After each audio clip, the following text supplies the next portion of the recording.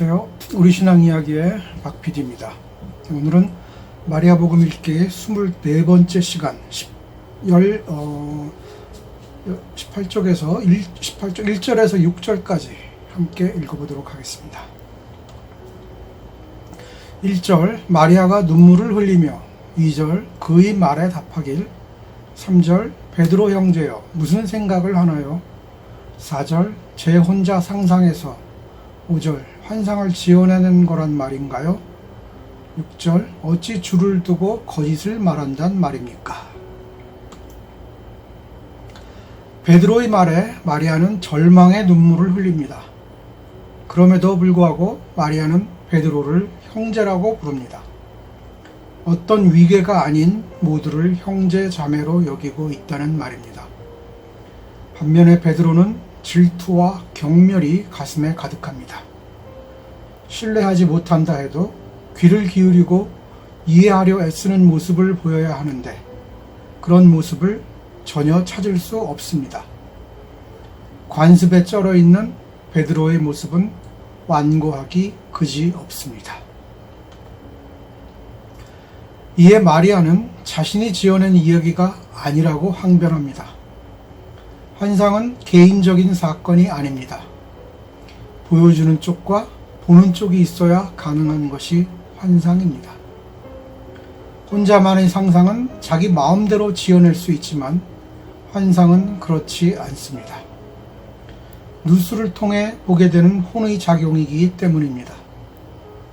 그렇게 환상은 다른 차원의 실제이며 이 실제는 만들어지는 것이 아니라 보여지는 것입니다. 꿈을 꾸고 환상을 본다는 말은 보여지는 것들에 대한 다른 표현입니다. 실제의 전체를 드러내지는 않지만 실제가 아닌 것은 아닙니다. 자신의 머리로 이해하지 못한다고 해서 꾸며낸 것이라고 말할 수는 없습니다. 감각과 이성으로 실제를 알아챌 수 있다고 생각하는 것은 착각입니다. 오히려 역부족이라고 봐야 합니다. 신비는 인간의 한계를 뛰어넘기에 신비이기 때문입니다. 마리아는 그저 자신이 들은 것을 전할 뿐입니다. 자신과 함께 한다고 믿는 푸뉴마가 홀로 있는 자신의 곁에서 위로한다는 것을 압니다. 마리아의 환상 속에서는 결코 혼자가 아닙니다. 예수와 자신을 이어주는 푸뉴마가 있기 때문입니다.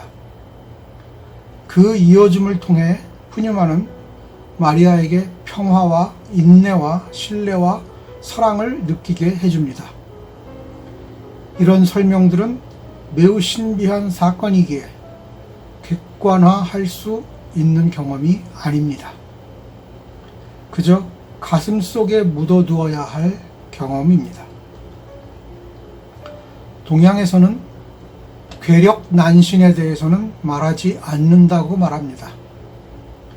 종교적 신비 또한 입에 올릴 주제가 아니라는 말입니다. 누군가와 객관적으로 풀어놓고 말할 수 있는 분야가 아니라는 말입니다. 착각하지 말아야 할 것은 종교에 관한 이야기가 아니라 신비에 관한 이야기를 말씀드리는 겁니다. 이 분야는 철저히 개인적인 경험에 근거하기 때문입니다. 이 경험으로 다른 사람들에게 동경하게 만드는 일은 범죄입니다. 모두에게 동일하게 경험되지 않기 때문입니다. 그럼에도 마리아와 같은 신비주의자들은 자신의 경험들을 증언합니다. 틀릴 수는 있지만 거짓을 말할 수는 없다는 에크하르트의 말처럼 6절의 마리아의 발언은 부활을 증거하고 있습니다.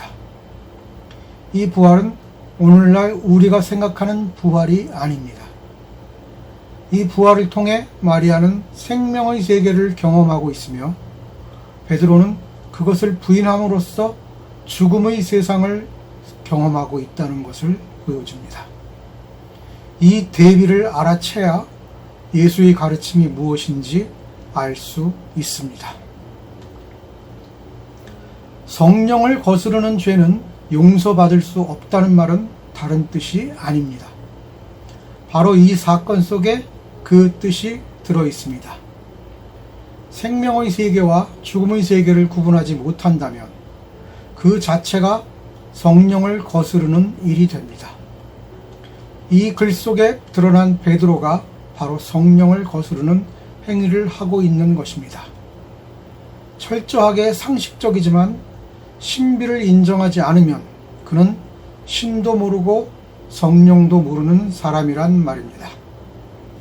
오늘날 흔히 말하는 성령 체험 같은 걸 가리키는 말이 아닙니다. 겉으로는 모두 비슷해 보일 수 있지만 우리는 살아가면서 생명의 세계와 죽음의 세계를 끊임없이 선택하며 살아갑니다. 자신이 그걸 알아보지 못할 뿐입니다. 그 차이가 크게 느껴져야 진짜 신앙인이 됩니다. 우리는 무엇을 추구하며 살아가고 있을까요? 생명일까요? 죽음일까요? 평생을 호의호식하며 살다가 독재의 후예들과 같은 생각으로 정치판에 뛰어든 어떤 분을 향해 작은 예수라고 분칠하는 목사도 있더군요. 자신이 죽음의 세계를 추구하고 있다는 것을 모르는 사람일 뿐입니다. 이 차이를 모르면 그 신앙은 엉터리라는 거지요. 적어도 이 글에서는 베드로가 아닌 마리아의 경험을 받아들여야 예수쟁이라는 말씀입니다.